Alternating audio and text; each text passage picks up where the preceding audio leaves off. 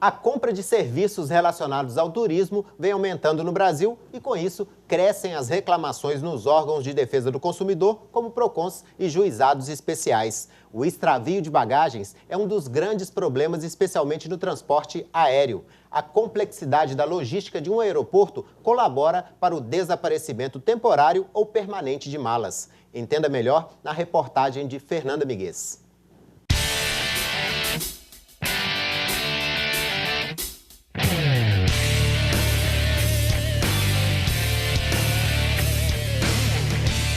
Aeroporto movimentado, muitos viajantes e uma quantidade enorme de bagagem. Na hora de despachar as malas, o que se espera é que elas cheguem ao mesmo destino dos passageiros. Mas Regina teve uma surpresa ao desembarcar em Belo Horizonte, depois de voltar da Bahia num voo com conexão em São Paulo. Quando chegamos aqui, fomos para esperar na esteira, a mala não passou.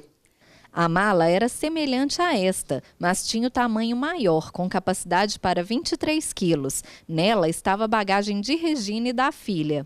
Muita roupa, roupa minha, roupa dela, muita coisa mesmo. Tinha muita coisa, a gente tinha comprado tudo novo para levar.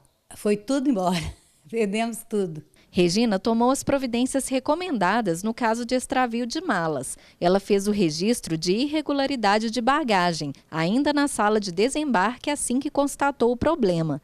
O prazo para fazer a reclamação de extravio é de 15 dias. A empresa prestadora de serviço de transporte aéreo tem 30 dias para localizar a bagagem quando o voo é nacional. No caso de voos internacionais, o prazo é de 21 dias. Deixamos a reclamação lá e passou um mês e tanto que eles deram uma notícia que não tinha achado nada. Se a mala não for encontrada, a empresa deve pagar uma indenização ao consumidor. Mas Regina não concordou com o valor proposto pela companhia aérea e a solução foi procurar a justiça.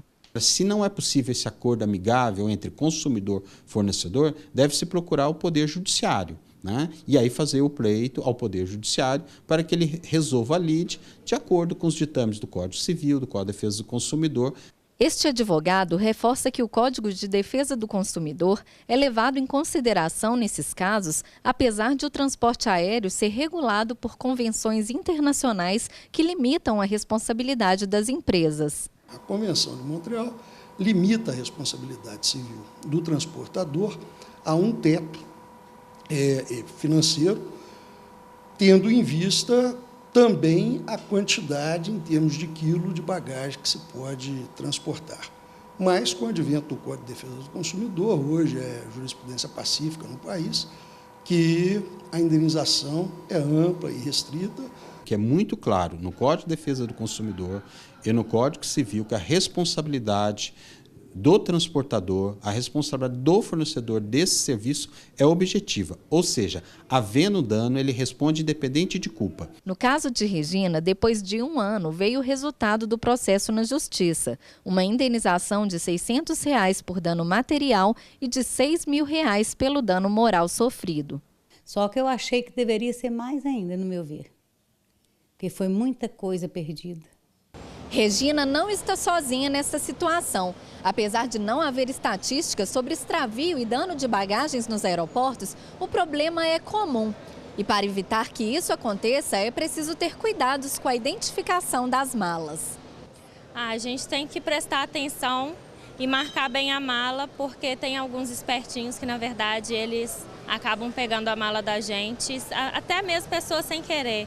Então, eu procuro sempre marcar minha mala para não ter esse tipo de perigo. Eu coloco essas fitinhas nas 2 malas, cadeado também. Outra orientação importante é sobre os itens que não devem ser despachados na bagagem, como joias, dinheiro e produtos eletrônicos, pois eles não são ressarcidos no caso de extravio. Tudo isso deve ser levado na bagagem de mão. O consumidor deve sempre ver o contrato da prestação do serviço. O bilhete de ônibus, o bilhete aéreo e mais. Muitas vezes, se esse contrato ou se qualquer outro documento restringir a responsabilidade do fornecedor, ele deve ter consciência que essa restrição é nula. Para evitar que outras pessoas tenham malas extraviadas, Regina gostaria que houvesse mais fiscalização nos aeroportos.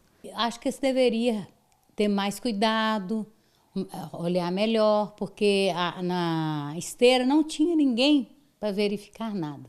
Então, eles deveriam mudar totalmente o esquema, porque isso pode acontecer sempre, né? Com muita gente, né?